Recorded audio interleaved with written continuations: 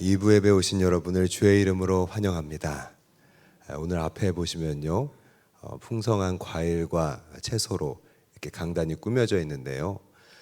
제가 어제 미리 이 강단 장식을 좀 묵상을 하면서 하나님이 저에게 주시는 감동이 있었습니다. 과일이 좌우로 기하학적인 대칭을 이루면서 올해 우리에게 주신 균형 있는 은혜를 나타내는 것이다.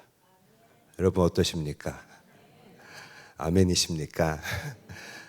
아름답게 강단을 꾸며주신 우리 꽃꽂이 팀과 또 초등부 교사들 그리고 헌물해 주신 모든 성도님들께 감사드립니다. 우리 박수하겠습니다. 또한 추수감사주의를 맞이하여서요, 교회에 오신 모든 분들께 오란다를 나누어 드립니다. 제가 예전에 한 번째 대량 생산한 오란다를 먹었을 때 기억이 별로 안 좋았거든요. 왜냐하면 깨물 때 이렇게 딱딱하지 그런 느낌이 많았는데, 이번에 발품을 팔아서 발견한 이 오란다는요, 이 오란다 장인이 하나하나 수제로 만들어서 그런지 제가 이걸 깨물 때 촉촉하다 그런 느낌을 가질 수가 있었고, 또 좋았던 것은 기성 오란다보다 덜 달아서 커피랑 콜라보가 아주 좋다. 그래서 여러분 오늘 로뎀 카페에서 커피도 무료로 드리니까요, 오늘 식사하시고 오란다와 커피 한 잔을 즐기시면서 작은 행복을 경험하는 우리 추수감사주일 되시기를 축복합니다. 위대한 사랑을 감사하라라는 제목으로 추수감사주일 메시지를 전하겠습니다. 미국 NBC 방송국의 앵커로 활약했던 이 데보라 노빌의 감사의 힘이라는 책을 보면요, 이런 글귀가 나옵니다. 감사는 인생의 소금과 같다. 그러니까 감사가 필수적이라는 말인데요, 감사가 없으면 그 인생의 맛이 없어진다. 그렇게 얘기하는 것입니다. 이 말은요, 감사가 우리 인생에 의미를 부여한다, 이렇게 해석할 수도 있습니다. 그렇습니다. 여러분 잘 한번 생각을 해보시면요, 우리가 감사를 고백할 때 우리는 나 자신의 가치를 더욱 깨닫게 되고, 또 내가 살아야 할 그 이유도 발견하게 되는 것입니다. 제가 살면서 감사했던 일 몇 가지를 한번 회상을 해봤습니다. 먼저는 군 복무했을 때의 일인데요, 군대에서 행군이라고 하는 무거운 배낭을 지고 아주 긴 거리를 걷는 훈련이 있습니다.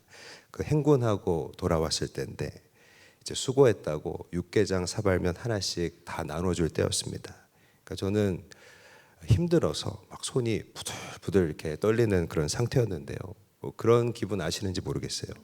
이 사발면에 뜨거운 물 받자마자 막 손이 부들부들 떨리면서 한 입도 먹어보지 못한 채로 땅에 다 쏟고 마른 곳입니다. 죽고 싶었습니다.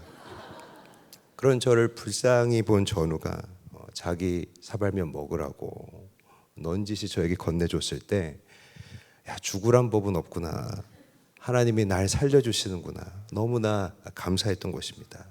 그래서 내가 더욱 살아야겠다, 그런 마음이 막 들었습니다. 장인 장모님께 결혼을 허락해 달라고 가던 날이었습니다. 여느 구원자처럼 저도 과일 선물을 하나 들고 떨리는 마음으로 처가에 갔습니다. 그러나 당시에 제 자신을 한번 떠올려 보면요, 저는 미래가 불투명한 초라한 그런 신학생일 뿐이었거든요. 그런 나에게 딸을 달라고 하기가 너무나 두려웠습니다. 교제하는 3년 내내 미루고 미뤄왔던 그 순간이었습니다. 하지만 제 마음속에 이런 생각이 들었는데요, 안 되더라도 일단 허락은 구해봐야, 그래야 후회가 없을 것 같아서 제 딸에는 힘든 발걸음을 옮겼던 것입니다. 처가로 가면서 속으로는 계속 마인드 컨트롤을 했습니다. 집에 들여보내주지 않으셔도 실망하지 말자, 소금을 뿌리셔도 맞자, 계속 마인드 컨트롤을 했습니다. 그런데 시작부터 의외였던 것입니다. 장모님이 문을 여시면서 왔어 하시면서 굉장히 친한 것처럼 저를 맞아주시고요. 지금은 돌아가신 우리 장인께서 저를 마주 보시면서 그래, 식은 언제쯤 하면 되겠나, 그렇게 말씀해 주셨을 때 하나님이 나 같은 사람도 장가 보내주시는구나, 눈물이 핑 돌고 감사한 생각이 들었습니다. 오랜 시간 신세 한탄하면서 혼잣말처럼 나 좀 도와달라고 기도했던 순간들 하나님이 다 듣고 계셨구나, 너무나 감사했던 것이죠. 저는 요즘 집에서 가까운 전북대학교 운동장에서 운동을 하고 있습니다. 전북대 운동장 그 한 바퀴가, 그 트랙이 정확히 몇 미터인지 제가 모르겠는데요, 천천히 달려서 제가 한 바퀴 도는데 약 3분 정도 걸립니다. 처음에는 5바퀴 정도 뛰면요, 제가 숨이 차고 힘들었습니다. 근데 운동을 시작하면서 저에게 목표가 있었어요. 10바퀴 30분 정도를 쉼 없이 달리는 것이었습니다. 그래서 5바퀴씩 뛰면서 어느 날 좀 컨디션이 좋을 때, 해볼만 하다는 생각이 들 때 그때마다 한 바퀴씩을 늘려갔습니다. 그렇게 한 바퀴가 늘어가는 데에 3주에서 4주 정도 걸리더라고요. 얼마 전부터 저는요, 이제 10바퀴를 쉼 없이 달리고 있습니다. 물론 6바퀴째부터 이제 다리와 호흡에 조금씩 힘든 것이 생기기 시작하고, 8바퀴를 돌 때쯤이면 멈추고 싶은 고통이 생깁니다. 하지만 10바퀴를 완주하고 내가 쉼없이 30분 이상 달렸다는 것을 확인할 때 가쁜 숨을 내쉬면서 오늘도 내가 유혹을 이기고 해냈다라는 뿌듯함, 좀 더 건강해진 것 같은 감사를 고백하게 되는 것입니다. 그 기분이요, 저로 하여금 오늘을 더 충실하게 살게 한다고 생각합니다. 저의 이런 경험들에 따르면 이런 일상의 작은 감사들도 여러분 우리의 삶의 의미를 충분히 부여하게 되고요, 우리를 살게 하는 원동력이 된다는 것입니다. 그런데 우리가 이 한 번뿐인 삶을 통해서 발견해야 하는 최고의 감사가 있다고 생각합니다. 여러분 무엇일까요? 바로 예수 그리스도를 만난 감사라는 것입니다. 그 예수님을 만나고 인생 최고의 감사를 경험한 인물이 있습니다. 그 사람은 오늘 성경에 보니까 한 여자, 우먼이라고 되어 있는 것입니다. 여러분, 한 여자라고 말하고 있는데 무엇을 시사할까요? 어떤 특정한 인물만의 얘기가 아니라는 것입니다. 오늘 우리 모두의 얘기가 될 수 있고, 또 오늘 우리 모두의 경험이 될 수 있다는 것입니다. 여러분 아멘이십니까? 다시 말해서 예수님을 만나면요, 우리는 무엇과도 비교할 수 없는 감사를 알게 되고요, 우리 인생은 존귀해지는 것입니다. 이 본문에 나오는 여자가 예수님을 만나서 한 일이 무엇이었을까요? 오늘 7절 말씀을 같이 읽습니다. 시작. 한 여자가 매우 귀한 향유 한 옥합을 가지고 나와서 식사하시는 예수의 머리에 부으니. 여자는요, 귀한 향유 옥합을 하나 갖고 나왔습니다. 이 향유는 멀리 인도에서부터 온 것인데요, 한 사람의 1년치 소득, 그 연봉에 해당할 만큼 아주 비싼 것이었습니다. 그런데 이상하죠. 그녀는 왜 이 식사 자리에 어울릴 것 같지 않은 이 고급 향유를 갖고 온 것일까요? 오늘 7절 말씀에 보니까 예수님의 머리에 붓기 위해서였다는 것을 보게 되는 것입니다. 그런데 이 장면은요, 아무리 읽어도 이게 사뭇 이해하기가 어렵습니다. 앞뒤가 안 맞거든요. 이 귀한 향유를 때와 용도에 맞지 않게 쓰고 있기 때문입니다. 예를 들어서 여러분께서 식사를 하고 있을 때 누가 갑자기 다가와서 향수를 뿌리면 좋으시겠습니까? 아무리 좋은 향이라도요, 적당량이 아니고 통째로 여러분의 머리에 붓는다면 어떠시겠습니까?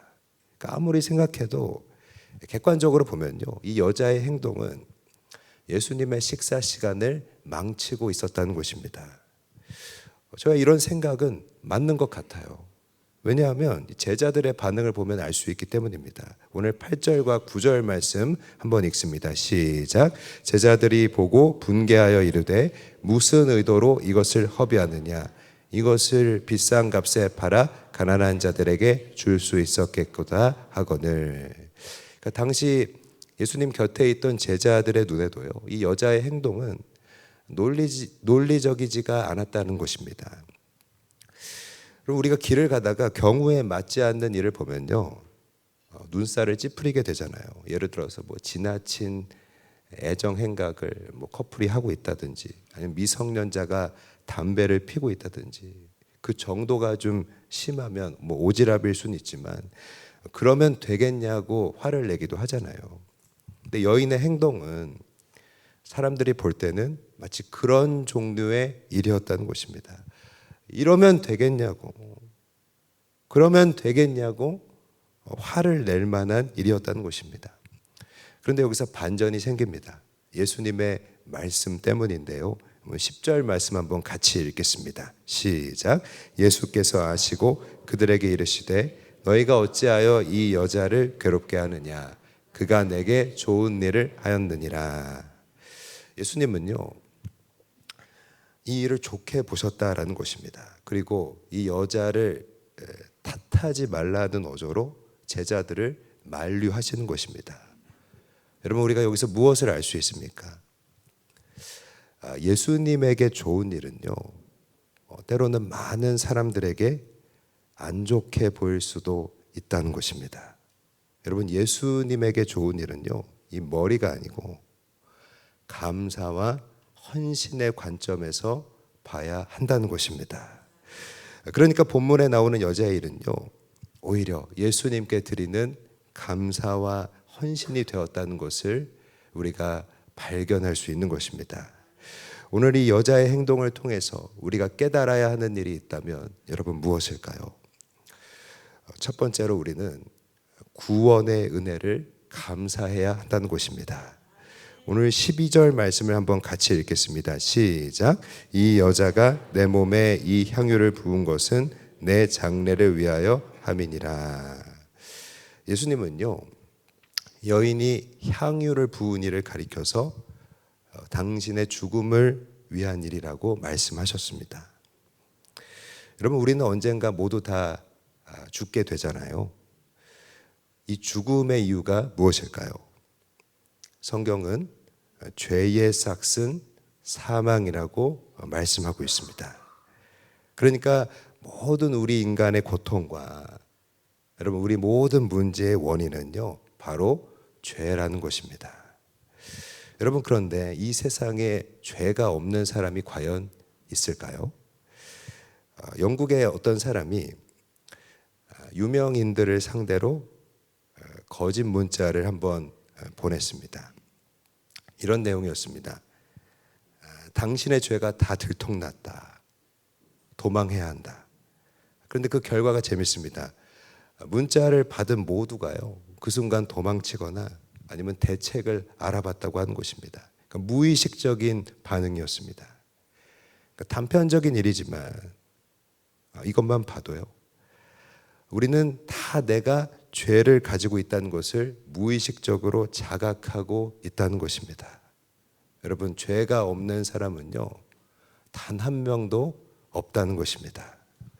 그런데 여인의 감사가 예수님의 죽음에 대한 것이라고 하잖아요.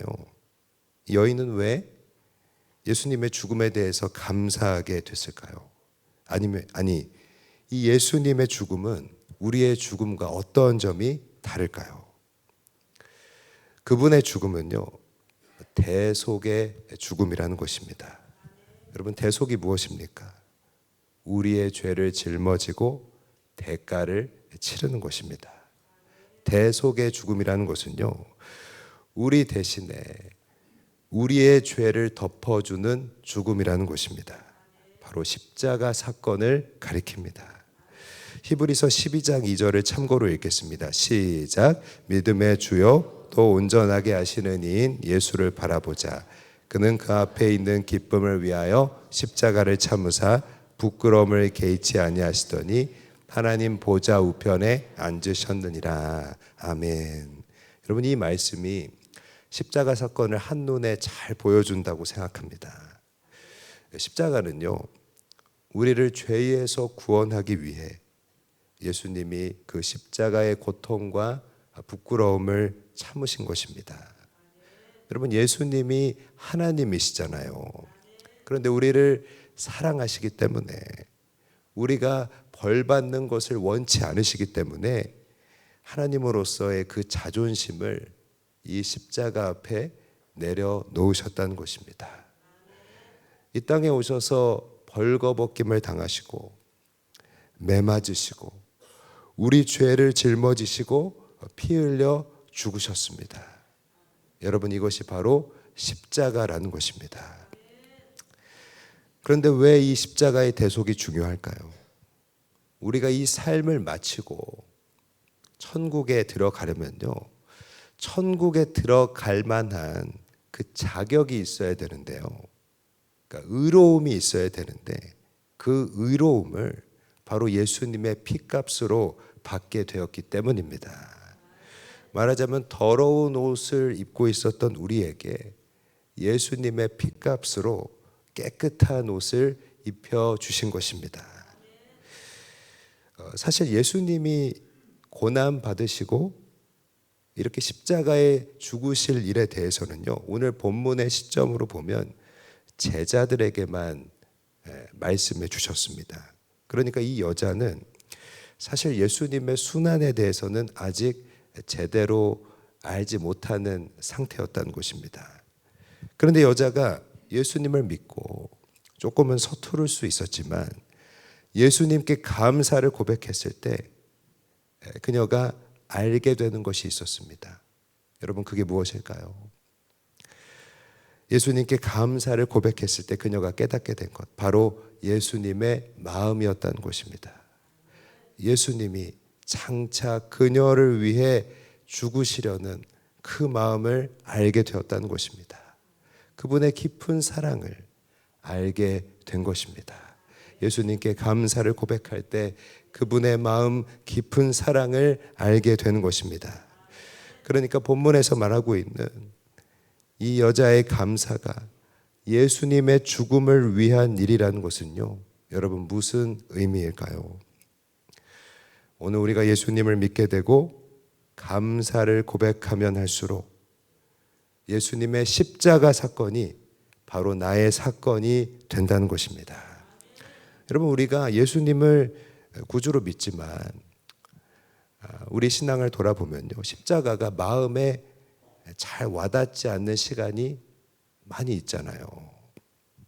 예수님을 믿지만 십자가가 나를 위한 일로 가슴에 다가오는 것이 쉽지 않을 때가 있다는 것입니다. 그런데 여인의 행동을 통해서 우리가 알게 되는 것이 무엇입니까? 그분께 감사를 고백하고 그분께 우리의 마음을 드릴 때 예수님의 사랑을 알게 되고요, 그 은혜가 더욱 커진다는 것입니다. 그분께 감사를 고백할 때 그분의 십자가가 나의 십자가가 되는 것입니다. 우리가 구원의 은혜를 감사하면요, 내가 얼마나 존귀한 존재인지를 더욱 깨닫게 되는 것입니다. 여러분, 아멘이십니까? 경제학에서 말하는 기회비용이라는 개념이 있습니다. 쉽게 말하면 내가 희생하는 것만큼 그 일의 가치가 올라간다는 것입니다. 예를 들어서 성경책 하나를 두고 한번 생각을 해보면요, 여러분, 우리나라에서는 한 3만 원 정도면 웬만한 성경책을 구입할 수가 있습니다. 그런데 여러분, 북한에서는 성경책이 얼마의 가치일까요? 여러분, 북한에서 예수님 믿으려면 자기 생명을 내어놓고 믿어야 하는 거잖아요. 북한에서는요, 이 성경책이 사람의 목숨값이라는 것입니다. 무슨 말입니까? 내가 희생하는 만큼 주님을 향한 마음도요, 더욱 간절해지는 것입니다. 사랑하는 여러분, 여러분은 예수님께 감사한 마음을 고백하고 계십니까? 예수님의 십자가는요, 원래 우리가 치러야 할 죄의 대가였는데 예수님이 우리를 대신하여서 담당하여 주신 것입니다. 그러니 우리는 예수님의 희생 앞에 마땅히 감사해야 하는 줄 믿습니다. 여러분, 한번 쉽게 생각을 해보면요, 우리가 직장에서 바쁜 일이 있을 때 근무를 바꿔주고 당직 대신 서주는 사람한테 우리는 미안하고 또 고마운 마음을 갖게 되잖아요. 내가 할 일 대신 해준 사람에게조차 우리는 감사를 표현하며 삽니다. 그런데 하물며 주님께는 어떻게 해야 하겠습니까?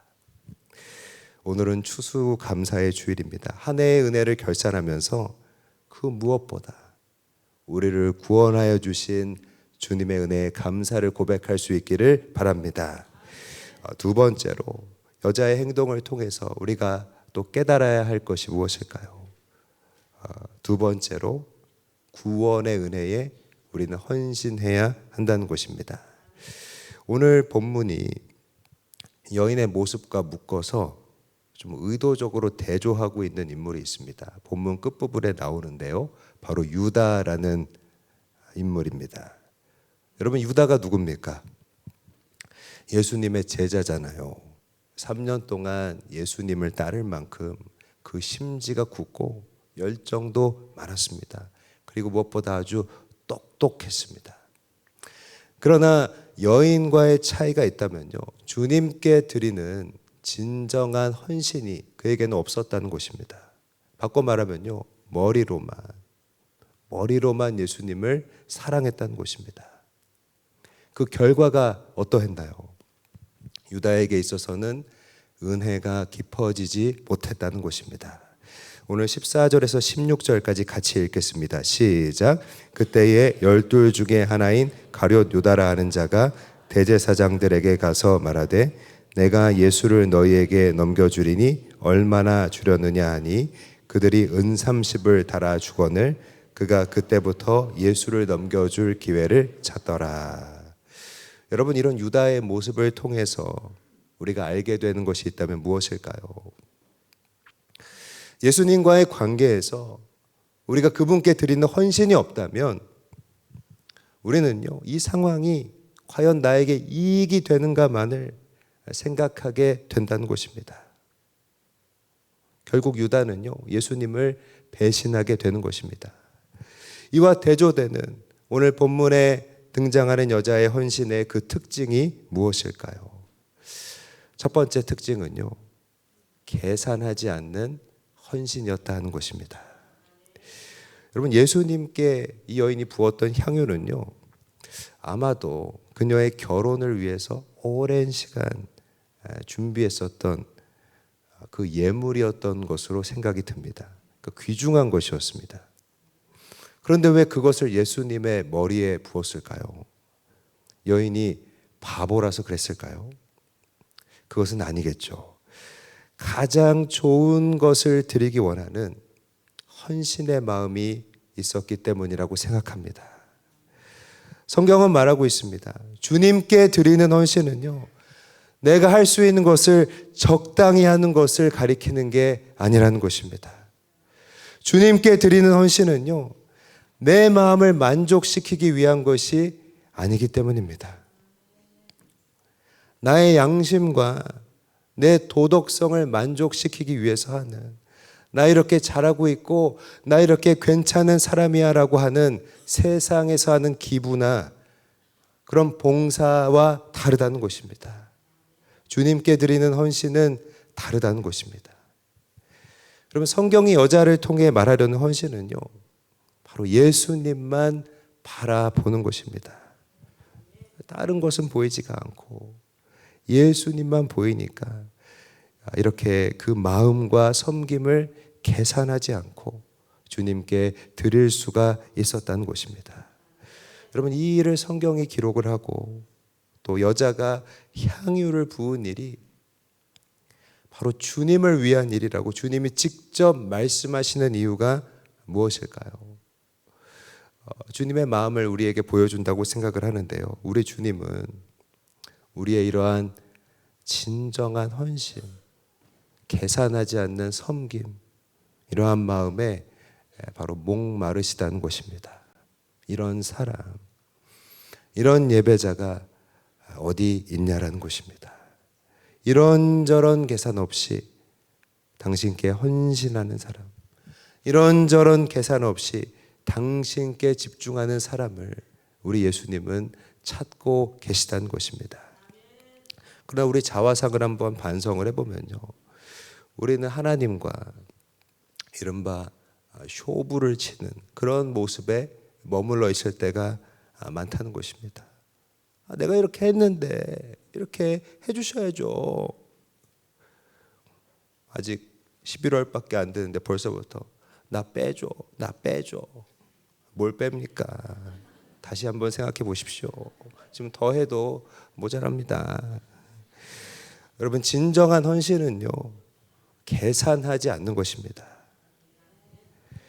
우리에게 순전한 그 헌신의 마음 주시기를 축복합니다. 두 번째, 여인의 헌신의 특징으로서 우리가 알 수 있는 것은요, 부끄러움을 개의치 않는 헌신이었다는 것입니다. 여러분, 예수님이 식사하는 자리에 이 향유를 들고 나가는 일은요, 이목을 집중시키고 굉장히 부담되는 일이었다고 생각합니다. 당시의 문화적인 관점으로 봐도요, 여자가 남자 가까이에 나가는 것이 여러모로 눈총을 받을 수 있는 그런 상황이기도 했습니다. 다른 복음서에 보면 비슷한 내용이 또 나오는데요, 거기서는 여인이 머리를 풀어헤치고 예수님의 발을 씻겼다, 이렇게 나와 있습니다. 여러분, 머리카락은 동서고금을 막론하고 여자의 자존심이라고 말할 수 있잖아요. 그것을 풀어서 발을 씻긴다라는 것은요, 자존심을 내려놓는 희생이었다는 것입니다. 사랑하는 여러분, 성경은 말합니다. 바로 이것이, 자존심을 내려놓는 것이 진정한 희생이라는 것입니다. 우리를 위해서 십자가의 부끄러움을 참으신 그 예수님을 위해 여러분, 우리도요, 우리의 희생을 부끄러워하지 않아야 하는 것입니다. 그러나 우리는요, 예수님을 따르면서 고통을 감내하는 것을 원하지 않습니다. 힘든 것을 원하지 않고 그것을 부끄러워한다는 것입니다. 그러나 주님과의 관계에서 내가 얼마나 순전하게 희생하는가가 여러분, 주님과의 나의 지금 관계를 보여주는 척도, 바로미터가 된다는 것입니다. 우리 주님은요, 이렇게 주님을 위해서 자신을 맡기고 내어드리는 사람을 찾고 계신다고 생각합니다. 오늘 우리가 바로 주님이 찾으시는 예배자가 될 수 있기를 축복합니다. 중요한 것은요, 한 사람의 헌신이 하나님 나라의 변화를 가져온다는 것입니다. 한 가부장적인 남편이 예수님을 믿고 변화를 받았습니다. 평생 부인을 말 못하게 하고 자기만 말하면서 살아온 사람이었습니다. 예를 들면 부인은 냉면이 먹고 싶은데 설렁탕 집에 데려가서 왜 몸에 좋은 거 안 먹냐고 화를 내던 그런 스타일의 사람이었습니다. 근데 이제는 예수님을 믿고 주님으로부터 그 입을 닫으라는 명령을 받게 된 것입니다. 집에서 남편이 입을 닫으니까요, 평생 말 못하는 줄 알았던 부인의 입이 열려지게 되는 것입니다. 자녀들이 거짓말할 때는 불같이 매질을 했지만 자신은 늘 거짓말로 변명을 했던 아버지가 있었습니다. 그런데 은혜를 받고 이제는 거짓말할 것 같을 때는 차라리 말을 안 한다고 합니다. 그리고 자녀들에게도 미안하다고 사과를 한다고 하는 것입니다. 그러니까 가정이 변화되는 것입니다. 여러분, 주를 위해서 부끄러움을 개의치 않는 것도 희생이고요, 순종이고요, 또한 헌신이라는 것입니다. 오늘 13절 말씀을 한번 같이 읽겠습니다. 시작. 내가 진실로 너희에게 이르노니 온 천하에 어디서든지 이 복음이 전파되는 곳에서는 이 여자가 행한 일도 말하여 그를 기억하리라 하시니라. 아멘. 예수님은요, 이 여자의 감사 또 헌신을 놓고 이렇게 말씀하십니다. 헌신을 통해서 복음이 전파되고 헌신이 변화를 만든다는 것입니다. 그렇습니다. 여러분, 헌신이 변화를 만드는 것입니다. 우리 공동체를 변화시키고 가정을 변화시키고 복음이 전해지게 하는 것입니다. 가정이나 교회 모두 한 사람이 헌신할 수 있다면 달라질 수 있습니다. 생명의 은혜를 입은 우리가 여러분 계산하지 않고 부끄러움을 이기고 헌신할 수 있다면요, 그 가운데 주님의 역사가 나타나는 곳입니다. 지금은 돌아가셨지만 세들백 교회를 담임하였던 릭 워렌 목사의 말을 기억하기 원합니다. 우리가 어떻게 헌신하느냐에 따라서 우리의 미래가 달라집니다. 이렇게 말하였던 것입니다. 오늘 이 자리에 모인 우리가 이러한 기도 제목을 가질 수 있었으면 좋겠습니다. 주님, 저의 헌신을 통하여 많은 사람들이 주님께 돌아오게 하여 주옵소서. 이런 기도의 제목을 갖고 주님께 진정한 헌신을 드릴 수 있는 저와 여러분이 되기를 축복합니다. 말씀을 마무리하겠습니다. 신학자이고 아시아 교회의 지도자인 나일즈 박사라는 사람에게 힌두교 변호사가 물었습니다. 당신과 간디 중에서 누가 더 위대하다고 생각합니까? 물론 이 질문은요, 힌두교와 기독교를 대립시키기 위해서 했던 질문이었습니다. 나일즈 박사는 자신을 낮추어서 물론 간디가 더 위대하죠, 그렇게 대답을 했습니다. 질문이 계속되었습니다. 만일 당신이 간디와 직접 대화할 일이 있었다면 꼭 하고 싶었던 그 말은 무엇입니까? 나일즈 박사는 서슴지 않고 대답을 했습니다. 예수 그리스도는 당신을 위하여 몸을 바쳤는데 당신은 그리스도를 위하여 무엇을 바치겠습니까? 나는 이 질문을 역시 간디에게도 묻고 싶습니다. 그렇게 말한 것입니다. 사랑하는 여러분, 주님은 여러분을 위하여 당신의 몸을 바치셨습니다. 여러분들께서는 주님을 위하여 무엇을 드리시겠습니까? 우리가 한 번뿐인 삶을 통해 발견해야 하는 최고의 감사가 있다고 생각합니다. 바로 예수님을 만난, 예수 그리스도를 만난 감사라는 것입니다. 그분은요, 우리를 구원하기 위해 당신의 생명을 바치셨잖아요. 주님께서 우리에게 주신 이러한 은혜에 감사하면서 그분께 합당한 헌신을 드리기로 결심하는 저와 여러분이 되시기를 주의 이름으로 간절히 바라고 사랑으로 축복드립니다. 우리 하나님께 영광 돌리겠습니다.